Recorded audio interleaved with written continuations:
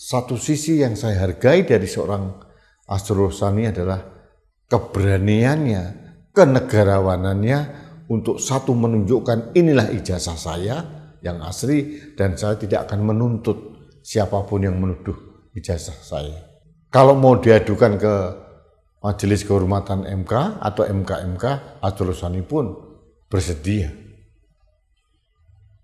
Sedang Jokowi sama Gibran berbeda. Dia memainkan drama politik ini masuk ke ranah hukum, akhirnya terus menciptakan suatu polarisasi di masyarakat pro dan kontra, dan ini menjadi ajang atau panggung baru bagi pendukung-pendukung Jokowi yang dulu tidak dikenal oleh publik menjadi dikenal.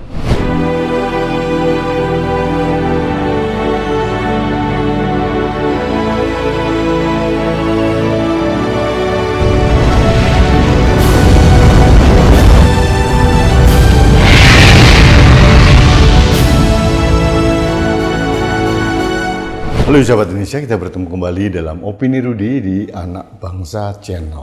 Antara Jokowi, Gibran, dan Asrul Sani. Apa yang menyamakan dan apa yang membedakan di antara ketiganya? Yang menyamakan adalah ketiga-tiganya pernah menjadi pejabat publik dan masih menjadi pejabat publik, dan ketiga-tiganya diterpa isu atau badai keabsahan ijazahnya. Itu yang menyamakan. Yang membedakan, jabatannya berbeda. Jokowi pernah menjadi presiden 2 periode, pernah menjadi gubernur, pernah menjadi wali kota 2 periode juga. Gibran masih menjabat wakil presiden dengan proses akrobat politik yang diinisiasi oleh bapaknya, sedangkan Asrul Sani yang mantan anggota DPR itu sekarang menjabat menjadi salah satu hakim Mahkamah Konstitusi. Itu pembeda pertama. Pembeda kedua adalah bagaimana cara mereka merespon tuduhan ijazah palsu yang ditujukan kepada mereka.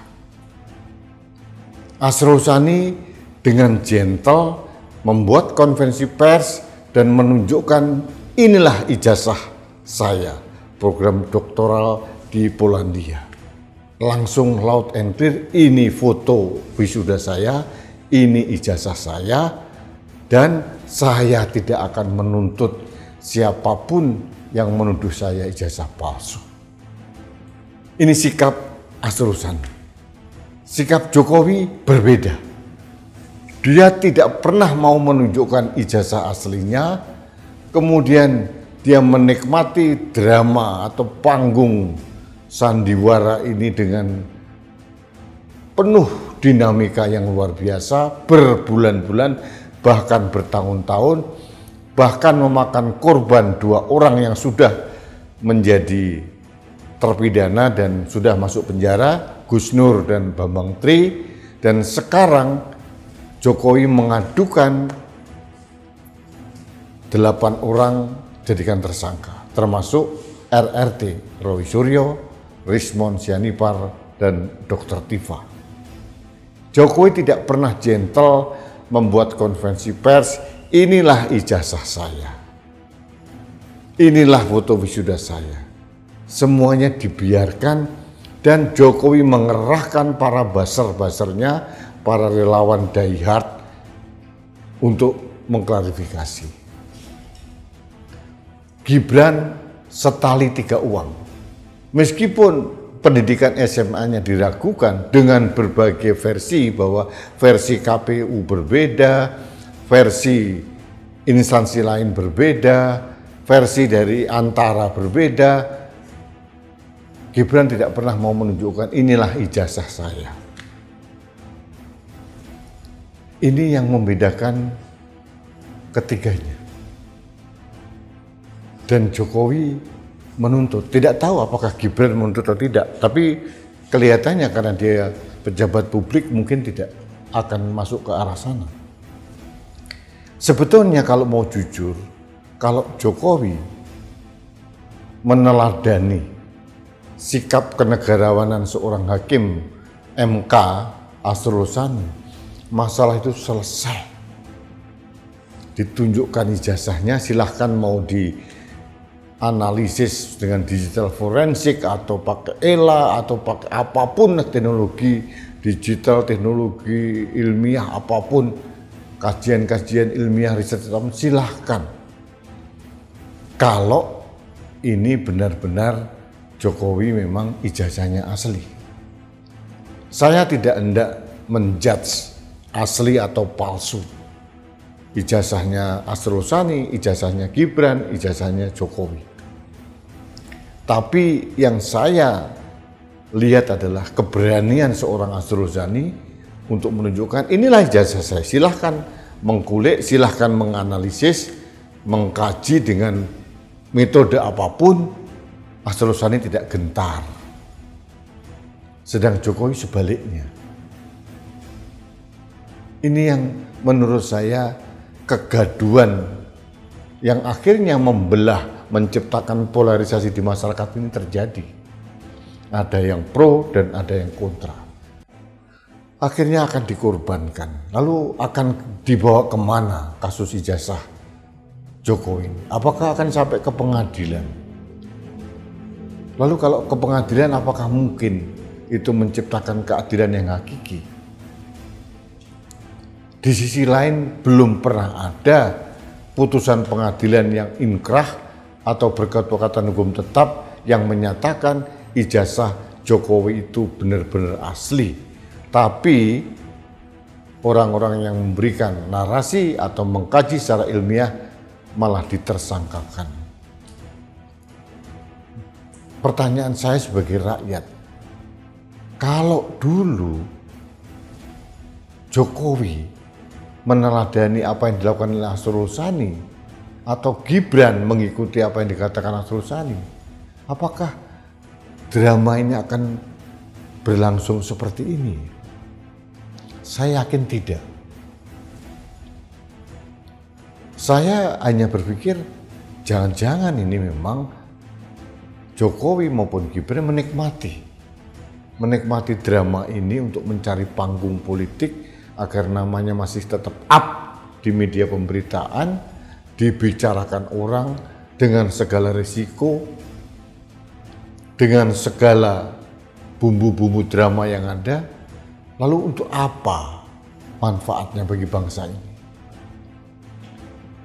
Sekali lagi ada persamaan yang nyata antara Asrul Sani, Gibran, dan Jokowi. Tiga-tiganya diterpa tentang ijazah. Khusus untuk Gibran adalah tentang proses pendidikan SMA-nya. Tapi yang membedakan adalah cara mereka menghandle dan sikap kenegarawanan yang ditujukan atau ditunjukkan dari masing-masing orang. Saya menaruh respek kepada Hakim Asrul Sani. Kalau itu ada yang dikatakan bahwa perguruan tingginya di Polandia itu tidak mengeluarkan ijazah doktoral atau tingkat doktoral, itu debatable. Mungkin dulu bisa, sekarang tidak, atau mungkin apapun lah.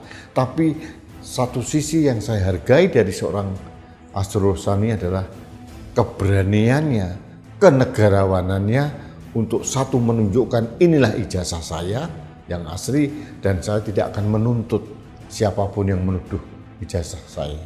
Kalau mau diadukan ke Majelis Kehormatan MK atau MK-MK, Asrul Sani pun bersedia. Sedang Jokowi sama Gibran berbeda.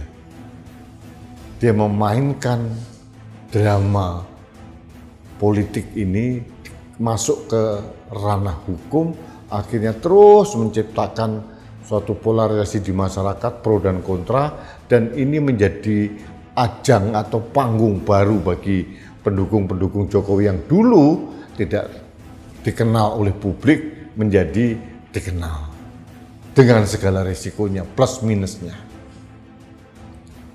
Ini menurut saya pembelajaran yang baik. Saya bersyukur ada kasus tuduhan ijazah palsu Asrul Sani, sehingga kita mempunyai pembanding yang jelas bagaimana seharusnya seorang pejabat publik itu bersikap. Kata kuncinya adalah keberanian untuk mengatakan suatu hal tentang kejujuran dan kenegarawanan masing-masing pejabat publik itu. Itu yang membedakan secara jelas antara Jokowi, Gibran, dan Asrul Sani.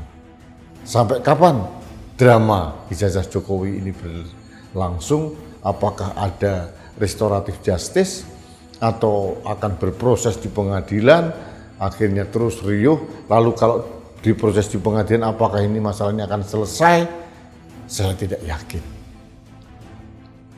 Jadi kesimpulan saya memang harus kita akui, Jokowi tidak mempunyai jiwa kenegarawanan yang mumpuni. Padahal beliau pernah menjadi wali kota 2 kali, gubernur sekali, dan presiden 2 periode. Kenapa tidak ditunjukkan? Kenapa harus menjerumuskan masyarakat atau rakyatnya sendiri? Mengapa akhirnya opini publik ini ditersangkakan, dipidanakan, padahal keabsahan tentang ijazah itu belum pernah diputus oleh pengadilan yang berkekuatan hukum tetap. Jadi inilah silang sengkarut, dan saya tidak masuk ke ranah hukum, saya hanya menyoroti bagaimana sikap kenegarawanan seorang Asrul Sani untuk menghadapi badai tuduhan tentang keabsahan ijazahnya. Berbeda 180 derajat dengan Jokowi maupun Gibran. Sahabat Indonesia, mari kita renungkan. Mari kita cermati apa yang terjadi, lalu mari kita tafakur apa yang terjadi di negeri ini. Sehingga masalah yang sangat simpel dan sangat sederhana, sepele seperti ini, akhirnya berlarut-larut, bertahun-tahun, dan kemudian mengorbankan banyak orang.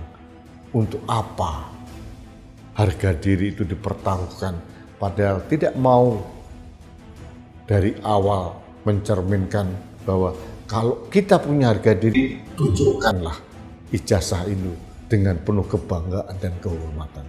Bukan jalan pidana yang ditempuh seperti Jokowi. Itu yang ingin saya sampaikan pada kesempatan ini. Sahabat saya, terima kasih Anda telah mengikuti opini Rudy. Ini opini saya tulus, tidak punya pretensi berpihak kepada siapapun, tapi saya secara jernih melihat bahwa ada harapan, secercah pencerahan yang kita lihat dari sikap, keberanian, dan kenegarawanan seorang pejabat publik, yaitu seorang hakim Mahkamah Konstitusi Asrul Sani, yang berbeda sama sekali dengan apa yang dilakukan oleh seorang mantan presiden bernama Jokowi. Terima kasih sahabat Indonesia, kita bertemu kembali dalam opini Rudy selanjutnya. Sampai jumpa.